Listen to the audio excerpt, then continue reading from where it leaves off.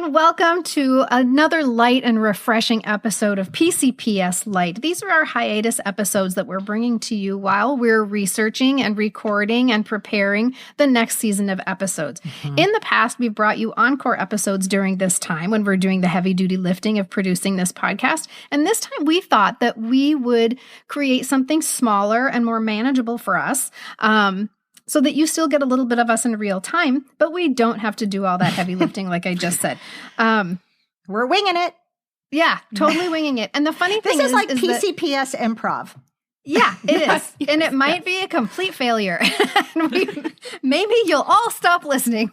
We'll find out. And the funny thing is that this is what we thought when we started this podcast. This is what we thought we were going to be doing. We thought that we were so hilarious that we were just going to show up in front of the mics and everything that came out of our mouths was going to be so entertaining that you all would show up. Yeah. And we did that exactly one time.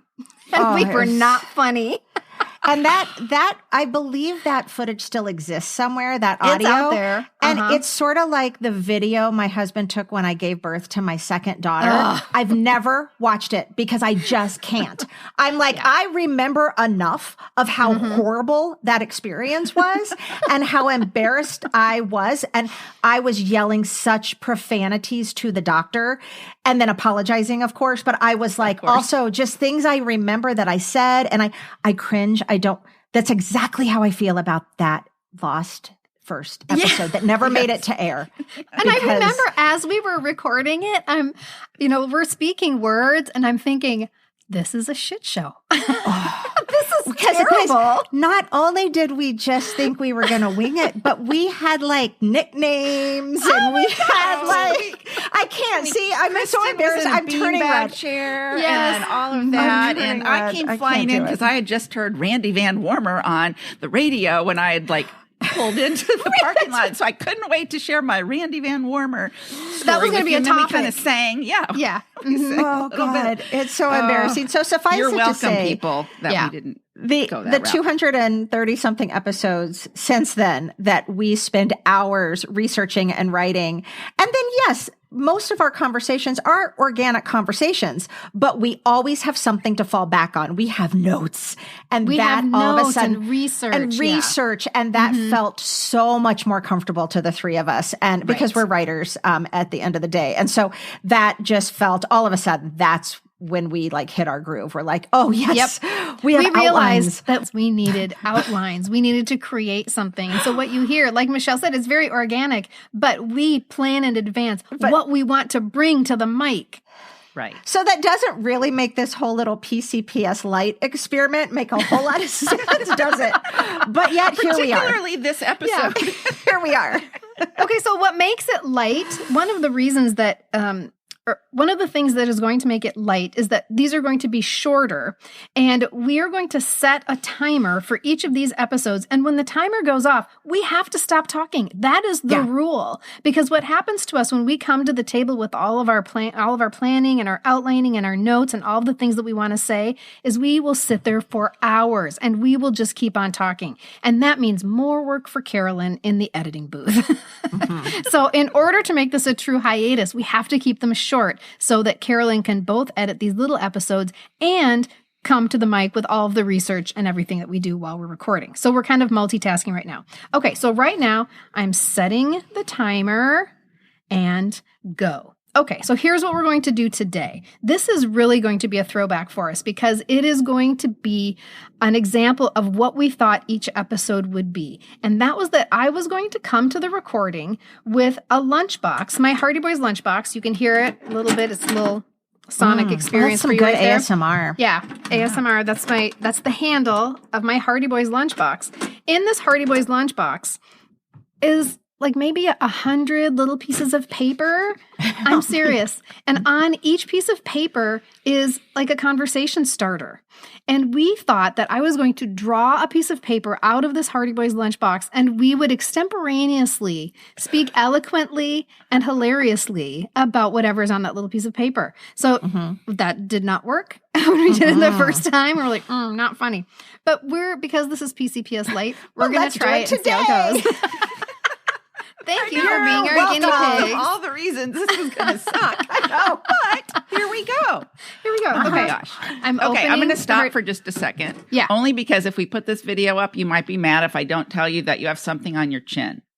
I do? Oh my God, I do. It's probably a booger. What is it? It's not a booger. It was like a piece. It was like white fuzz or something. My French teacher in high school, she was hilarious, and she would tell stories in French. And on picture day, she comes in and she's talking in French about her picture, and she's like miming the whole thing. And then she points to her nose and she goes, yeah, she's miming. And she points to her nose, she goes, un bougre, dans mon nez, dans my nez, un bougre. On picture day, she was saying that there was a booger on her nose in her school picture. And she only found out like after she got her school picture taken, and then she went to the bathroom and she found un bougre. Oh, nobody told her? No. Oh, no. I hope they fix that in the edit booth before. No, there's no edit booth in the class pictures. Or they airbrushed it maybe or something. Not back then. Not then. No, not then. That's for our children. You could pay extra to get the pimples out. Airbrush the pimples. I did that for my kid. Yes, I'll pay $10 to pretend he doesn't have acne. Oh, but then what does that say to your kid, right? I know. It's terrible. It says thank you. Okay, are we ready now for the Hardy Boys lunchbox? Yes, now we're ready. Yes, your booger is gone. So here's my Hardy Boys lunchbox. I'm opening it right now. Here's more ASMR for you. There we go. I'm going to draw right now a topic out of the lunchbox. Oh, no. I'm worried. And if it's a bad one, then we're just going to draw again. Okay. Oh, okay. I like that. Yeah. All right, here is the topic. Okay. What child star with curly ponytails died tragically of a drug overdose, even though Kristin's mom would tell her it was a car accident? Yeah, that was Anissa Jones. Is that how you say her name? She was Buffy on Family Affair. Buffy. Wasn't it Anissa? I think it was two S's. And okay, Anissa or Anissa. We're not sure how to say her name. There you go. That was the topic. See, are you guys glad we didn't do this? Okay, here's another question for you.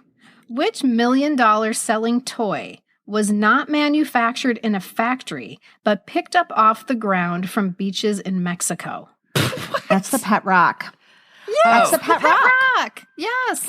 And it only cost him, fun fact, because we just shared this on social media. So when I was writing the caption, I did a little research because I forgot that we talked about this in our 1976 episode. But the Pet Rock, he spent 4 cents a rock.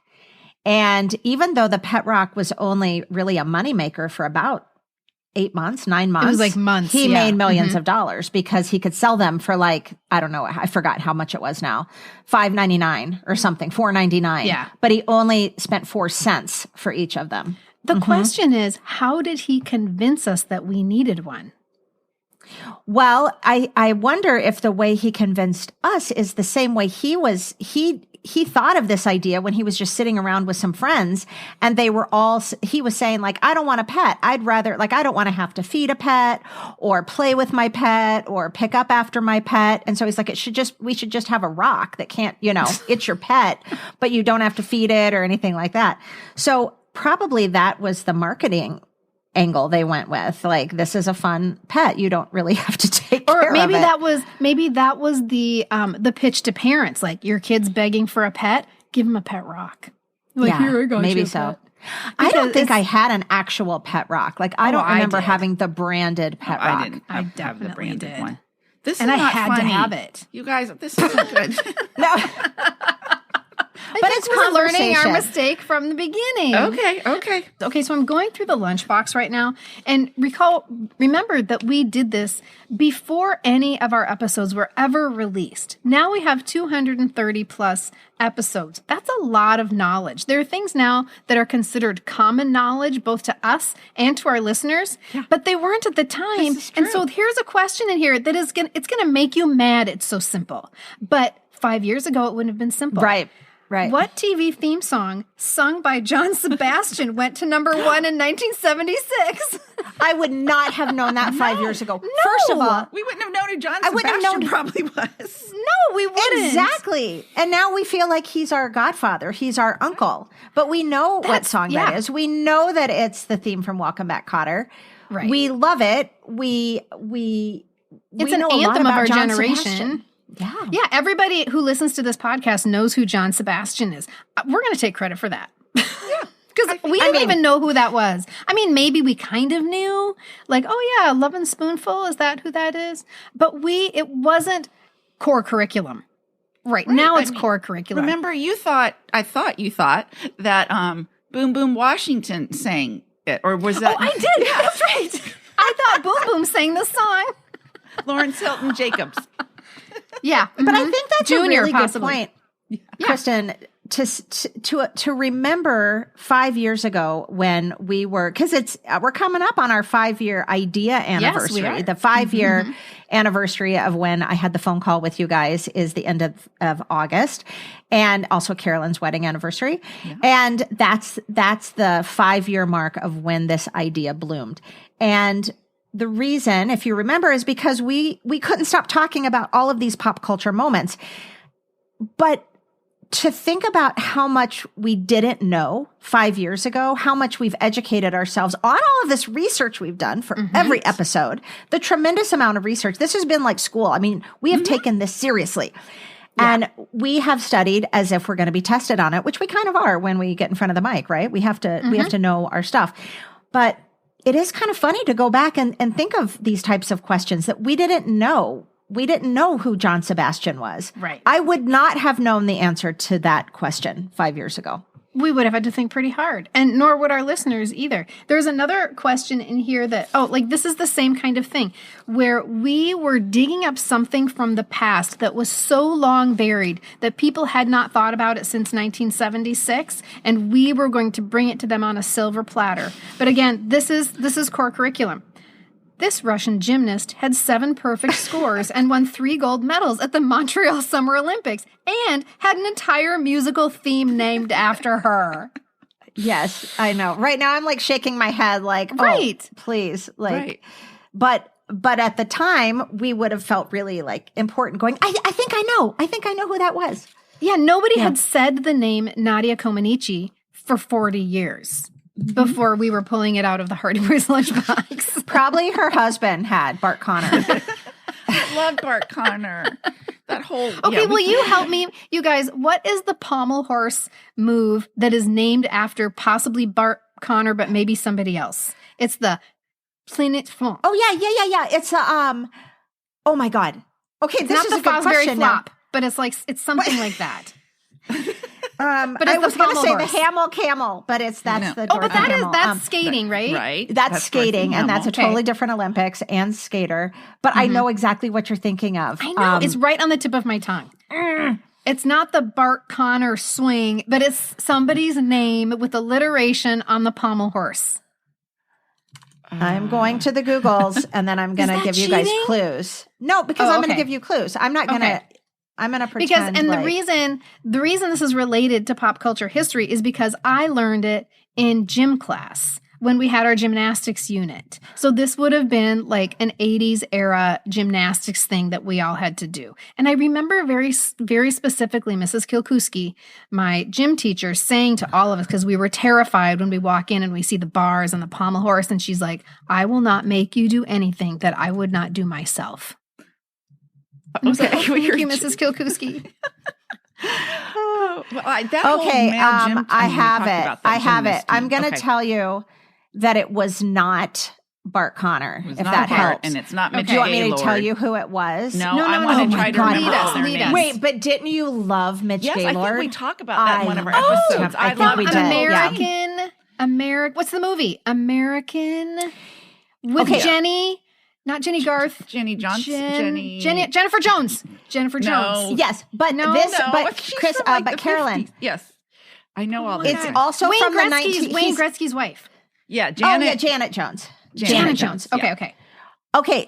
Okay. It's also a gymnast from the 1976 team, male gymnast team. Okay. But it's not Bart Connor. Mm-hmm. Well, and Bart when you hear Connor it, you're going to go, wasn't on the yes, and you're going to be able to 1976 picture it. No, those guys were on the 80s. Okay, so I'm sorry. I'm Okay. just correcting everybody. Okay, 1976. I don't remember. I might need initials. Can I have initials? Hang on one second. Yes, you Is can. he American? KT. Oh, What? Oh, Ken, Kyle. It's Kurt Thomas. Kurt Thomas, is that it? It is Kurt Thomas, yes. And what did they call? And I'm going to describe it because you're going to. Okay. He at the very end, it's the way he gets off, and his legs are like scissored, but then they go up and down. Both of his legs are going like this. Yes. And then if you guys are watching on YouTube, I'm going making my legs go, and then they go whoop, and they kind of go whoop. And now, are you just remembering that, Michelle, or is it telling you that on the Googles? Saw. On the Googles, it showed a little clip of it. And I was like, yes, of course I remember. Yes, that's exactly what I pictured. That's the dismount, and that would be called the Thomas Tuck, the Thomas scissor. It's not alliteration. There's no alliteration in it. Is it flip? Very close. It's same letter as flip. Thomas flop. Thomas it's flop. Actually not on the dismount. I'm watching it again. What? There he goes again. Okay. His legs are going to go, whoa, and his legs go up, and then he goes back down. It's called the Thomas Flare. Flare. Thomas Flare. Okay. Mm-hmm. Oh my God. I'm sure I did not, my legs did not go up in the air. I thought it was just the swingy part. Thomas Flare. We just had to hop over it. Sorry. We just had to go around it. We didn't do anything on that thing, I don't think.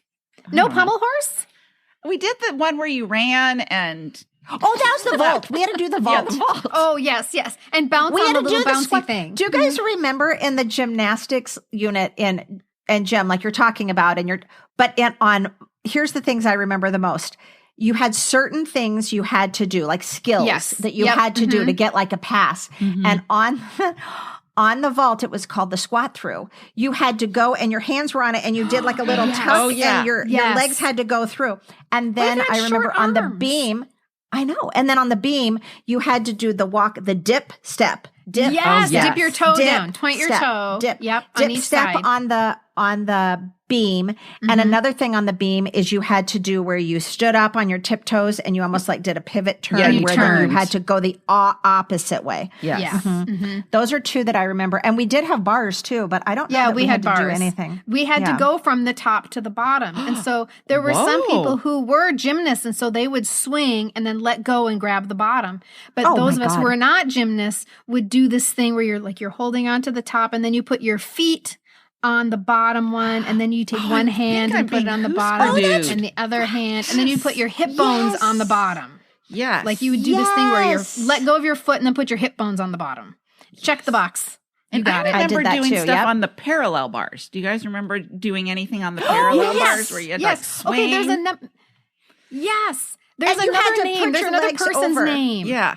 Okay, we might have to do some more Googling. There's a thing. Oh, skin the cat. You had to do skin the cat. Oh, you guys are looking at me like, what? But I do remember where both arms are up and you had to use your core to lift your body over one way to the middle, over to the other way, the middle. Yeah. Yes. That sounds really hard too. Oh my God. I don't have any, like at that time, I didn't even know I had a core. It just operated. Yeah, we just did it. It was just called stomach muscles. Yeah. It was just my stomach. We didn't call it core. They didn't call it core. No. They just called it your stomach muscles, like tighten your tummy. Probably for me, it was like tighten your big tummy, Schmidt, or something like that. That hurts. Well, the PE teachers were mean.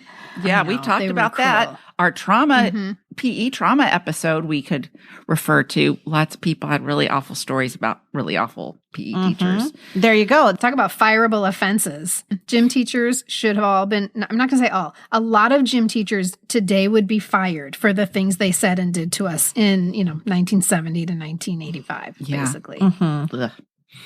Wah, wah. Way to bring us down. Talking about okay, do you want me to pull something else? Okay, let's do one more. Let's do one more, and let's see if it's first as quite of an engaging conversation. Again, as the last one. Part of the core curriculum, and we can talk about it again, but it's just showing what babies we were 5 years ago when we were talking. What is the biggest selling poster of all time? I'm not even going to tell you what year. And I probably wouldn't have known that 5 years ago. I would have had to really think about it. We know, Carolyn. You probably would have guessed, but well, of course, it's iconic. And one of the only posters my husband owned and was allowed to hang, or I guess he was allowed to hang it up because he hung it up. But that would be Farrah Fawcett. Yeah, and that's core curriculum now, of course, duh. And I think it's interesting how many people were allowed to have the Farrah Fawcett poster. Like, why was Andy allowed to have that? Now, we do talk in our 1976 episode about how it is literally quite chaste. And I know why.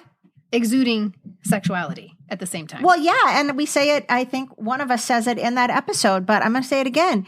I think the teenage boys or the young boys were allowed to have it because then the dads were like, I got bedtime tonight, honey. I'm going to read the bedtime story tonight, honey. Or, you know what, son, let's go have that talk in your room. You're in trouble you're in trouble for not taking out the trash, but we're going to go have that talk in your room. Everything was in son's room. Son, you want me to make your bed tomorrow?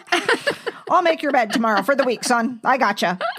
And it was in that liminal space where it can go in the kids' room. So it's not like dad is hanging up a sexy poster in the garage that's overtly meant to titillate. Like they always say that's the difference. Like what is pornography? The definition of pornography is that it's intended to titillate.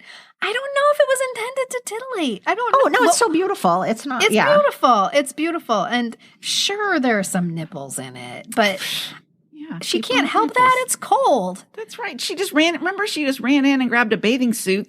It was like so unplanned. The thing was so spontaneous, the whole photo shoot. It was just crazy. And I want to draw a little comparison to, we talked about Farrah Fawcett as a Charlie's Angel. We talked about her as the poster girl. And then we went on and talked about when she was in the burning bed and really brought out her dramatic skills. And it reminds me of right now, we're seeing Pamela Anderson. I just saw a picture of her with Tommy Lee, like back in, whenever that was, 90s. I'm not good with my dates. And then now on the red carpet with Liam Neeson, because she's in The Naked Gun too. And good for her. Like, I'm just so glad. I talk about reclaiming as we did in another episode, but she just really has so much more to offer.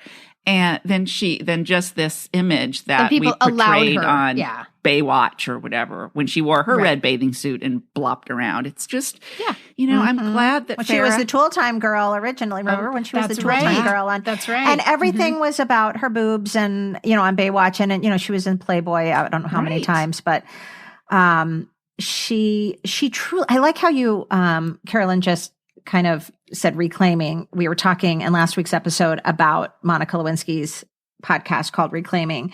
That's really good. She should get Pamela Anderson on because there was a doc or something. Was it a doc I watched on Pamela Anderson? Did you see it? Mm-hmm. And that's basically what she's done with the whole, like she's gone back to, she gardens. She's redone her grandmother's place up in Canada. Doesn't wear really beautiful. Any makeup, very natural. No makeup, not really. She completely doesn't.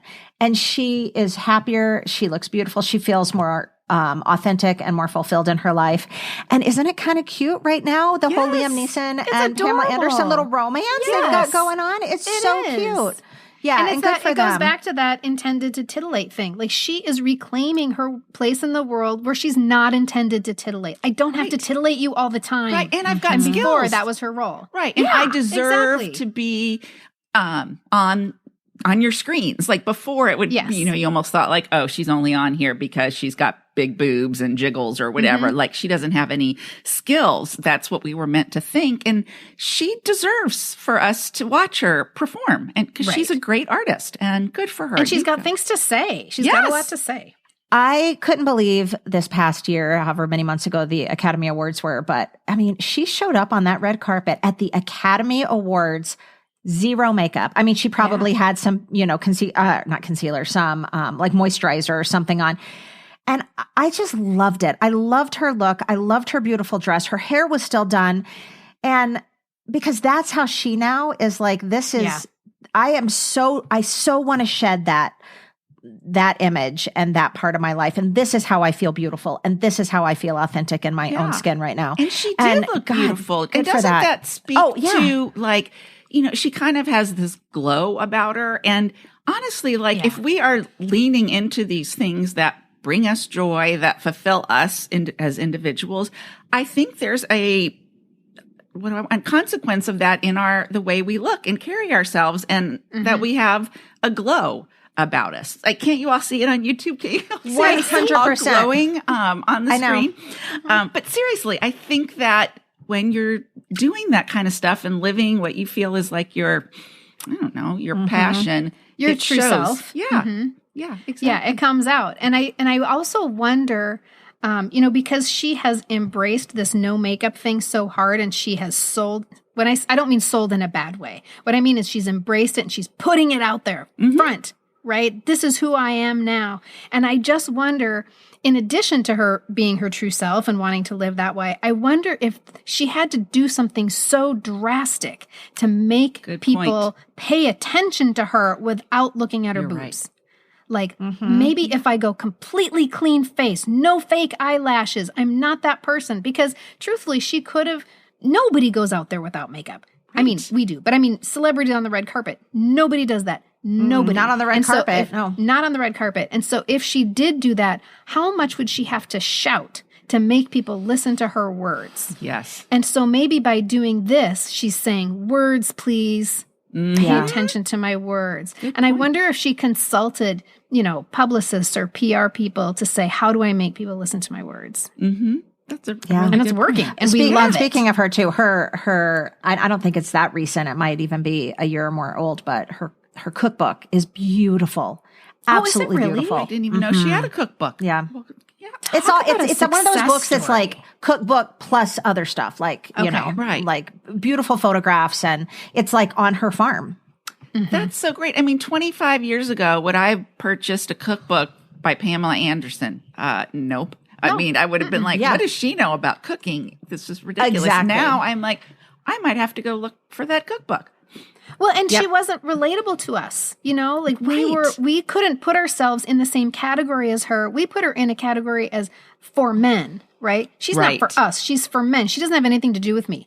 Oh my God. Now we relate to her. Now we are the same. Right. I think that's what she wanted. She's like, I'm one of you. Please regard me as such. Yes. Yep. And now we'll buy her cookbook. That's right. I was going to tell you, it's called I Love You by Pamela Anderson, Recipes from the Heart. And it was actually just this past October, like October 2024. It's pretty new. And it's absolutely beautiful. Wait, you guys just Google it. You know what? We're going to put a link in the Weekly Reader this week too, because the photographs are beautiful. Our shop, our bookshop.org. We're going to put that in our bookshop.org shop. And I just want to remind everybody that this is one way that you can support us. Yeah. We have this little shop on bookshop.org. It's a platform that supports independent booksellers, and which also helps support authors. And so when we have a little collection there, if you buy using our links, then we get, in addition to giving money to independent bookstores, we also get a little bit of money. So this is a way that you can help support us. Yes. Great idea. Yeah. It's the Speaking best place of supporting authors, let's not forget Miss Kristin. I mean, it was only a few weeks ago, you guys, that we had the party of a lifetime. And I just want to thank Kristin for letting Michelle and I be a part of it, because it was one of the highlights of my summer. And how is all of that going, Kristin? Book sales and book stuff. So just to recap the book launch party that I had for the Scott Fenwick Diaries on July 22nd, it was so freaking fun. It was so fun. And you may have seen highlights of it if you're on our social media. I posted a highlight reel. You guys, the Pop Culture Preservation Society posted a highlight reel. It was a book signing like no other. We didn't just do a reading. Michelle and I did readers theater. And then this is connected to the book. I promise you this is connected to the book. And then we decided to do a karaoke version of The Lonely Goat Herd from The Sound of Music without practicing. That's right. Without practicing. Right. It is comedy at its finest. Comedy? Gosh. It was so funny. Let's just say that the three of us, when we have an idea like that, no matter when it actually comes to fruition, no matter how much we realize, this might not have been a good idea, we commit to the bit. We go all in, the three of us. Yep. And we sang and yodeled and danced. I think at one point I was skipping in place. Yep. I don't know where that came from. Yep. Without alcohol, we go there, mind we you. go home. This was totally sober. I had had a couple little plastic things of wine, but it only probably was one glass by then. So yeah. I don't need wine, though, to act like that. No, that's the thing. If anything, we use it to bring us down a little bit from that. But that was so fun, Kristin. And what else? Is there any other book news we need to let our listeners know about, or we need to know about? I was very, very busy. I'm not very, very busy right now, but I was incredibly busy. The day after the book launch, then I got in the car and I drove to Chicago for a book festival. And that was super, super fun. And then I got in the car and I almost drove all the way home, but I couldn't make it. So I had to stop in the Wisconsin Dells. And that's a story in and of itself. I'm not sure if you don't follow me on social media, if you've never been to the Dells before, I'll just give you the highlights. So I can't make it all the way home to Minneapolis. I stop in the Dells, which is like a carnival atmosphere in the middle of Wisconsin. It's like I don't know how to describe water it. Slides, lots of water slide hotels. So many water slides. Duck boats on the river. And Yeah. And so I get a hotel room and I walk across the parking lot to a restaurant. And on the front sign, it says train delivered food. I'm like, what in the hell is train delivered food? Well, it turns out that yes, indeed, inside this restaurant is a train and your burger is like sitting on top of the train. And as it goes by, you grab your burger. So the people, it's super funny. The servers wear shirts that say, sorry, I tooted. And I couldn't. That's for me. There's some good wordplay. Yeah. I'm there. Sorry, I tooted, but it was like a 2-hour wait to sit at the train table. So, so I went to the bar. So I sat at the bar and I ordered a drink from a stormtrooper. And then for 75 cents, you could pay Darth Vader 75 cents and he would turn on a laser show. I do not know what is the intersection of trains and Star Wars. Yeah, I don't know. What's the name of this place? It's called Buffalo Phil's. And then after like Buffalo Bills, but it's Buffalo. No, yeah, but also that has nothing to do with Star Wars. Okay, keep going. No. I don't know why Darth Vader was charging people 75 cents for the laser show. I don't know. Well, I was the stormtrooper there at the bar. I don't know. I have no idea. And then I went back to my hotel and 3 Amish ladies get off the elevator carrying ice buckets. And I'm looking at them going, can they drink? Can Amish people can't drink? They can have water. They can have ice water, ice in their Coke. That is a lot of ice buckets. Can they have Coke? I don't even know if they can have Coke. Maybe someone had an injury from, like, I don't know, pushing the buggy. They fell off the wagon. They fell off the buggy. The buggy. So then I come home from the Wisconsin Dells, and I'm supposed to get on an airplane to go to a book signing event at a little tiny bookshop in Northern California. And I was so excited about this, you guys. I have to tell you, this bookstore is so adorable. It's teeny weeny, and it's in this idyllic setting, and I was so excited. And there were people in Northern California who were like waiting for me to come. And I just had this feeling in the back of my head that something was wrong. Something is wrong. And so I keep checking in with the owner of the bookstore, and she says everything is fine, but still I have this feeling in the back of my head. So finally I'm like, Kristin, just ask her the questions that you're worried about. I said, do you have the books? I mean, I feel like that is the most obvious. You have the books. Yeah. And it took 30 seconds. There was a reply in my inbox. And before opening it, I could see it was paragraphs long. And I'm like, this is not good if there are paragraphs long. And the first line says, I feel like I've failed you. And it turns out she had not ordered the books for my book signing. So I have nothing to sign. There are no books. And I had to remind her, I'm like, I live in Minnesota. I don't live in California. I had to buy a plane ticket. I had to get lodging. I had to rent a car from San Francisco. I had to board my dog. And some of that is refundable. Some of that is refundable with a penalty. Some of it is not refundable. And so I'm nursing my wounds a little bit right now. There's a lesson learned here, and the lesson to be learned is trust your gut. Yes. I was not trusting my gut. I was not listening to the little voice in my head that was like, I don't think that this is going to go the way you think it is, because I wanted it so badly. Right. I think I wanted it so badly that I was ignoring my gut feeling, which is that this isn't happening the way you think it is. Okay, so I pick myself up, I dust myself off. It's fine. I'm fine. Everything's fine. But if you were planning to come to that little bookstore in Northern California, I'm really sorry, but I will be back. I promise you I will be back. And we're going to go with her next time. Yes, so for sure. To that little bookstore, or should we pick a different one now? You know what? Everybody should shop there. Please go there. It is really adorable. I probably won't do an event there. But it is really cute. I can't blame her. I should have listened to my voice. Yeah. But now that we're a few weeks out from the book launch, the book came out on July 22nd. This is a good time to remind people what you can do to help an author. And the number one thing that you can do besides buying my book or requesting it at your library, the number one thing that you can do for me now, because I know a lot of you have purchased it because you're telling me, the thing that you do now is you get to leave a review online. And that helps me tremendously. And let me tell you why. Because there are two ways that people decide what books to buy. The first one is what their friends tell them to buy. And the next one is looking at reviews online, wherever you buy books online. Even, the big bad one that I don't like to talk about, but I have to be honest about the fact that I'm dead in the water if I don't sell books in that place. Mm-hmm.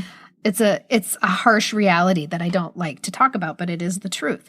And you can leave reviews in that big bad place, even if you didn't buy your book there. In fact, it helps me a lot if you do. Mm-hmm. Here's how this works. On the big bad place, if you don't have very many reviews, then the big bad place doesn't show your book to people. But if you get first 50 reviews, they're like, all right, we'll show your book to a few people. But the magic number is 100. When you get 100 reviews in the big bad place, they're like, fine. We'll tell people about your book. And then it will pop up in the places where it says, you should also look at this. You should buy this. And so that's what I'm needing right now from my friends and family out there who are reading the Scott Fenwick Diaries. If you like it and have something to say about it, that's how you can help me. I can't believe we haven't hit the timer yet. Did you put it on 30? 24 seconds. Okay, this is going to be great. Okay, we're going to be talking and it's going to be, and the timer is going to go off. Okay. So talk. Yes. So also, don't forget, there's also places like Barnes and Noble that you can leave reviews. Goodreads is another one. For sure. Yes. Yep. Mm-hmm. Yeah. And tell friends and everybody too. That's another important one. Spread the word. It's super helpful to me. So good. Yeah. It's not like we're telling you to tell them that liver is good. You guys, that's our timer. That's our timer. We have to stop talking right now. Okay. Telephone. I'll get it. That was it. I miss that sound. I know. I do too. I know. You guys, that was fun. We pulled it out. We thought we were huge failures when we first started pulling things out of the lunchbox. Yeah. But I think we pulled it out. Yeah. Yeah. Yep. All righty. Yeah. And, who knew we were going to end up, this episode was going to end up being about Pamela Anderson.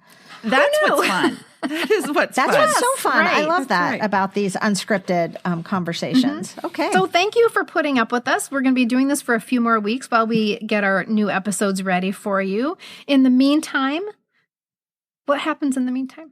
Let's raise our glasses. Let's raise our cans of Pepsi Light, our bottles of Pepsi Light. That's right. Crack talk about a menopause moment. Seriously, I'm like, what do we do in the meantime? Let's raise our bottles of Pepsi Light for a toast, courtesy of the Cast of Three's company. 2 good times. 2 happy days. To Little House on the Prairie. Sorry. Cheers, Doing everyone. new things. Cheers.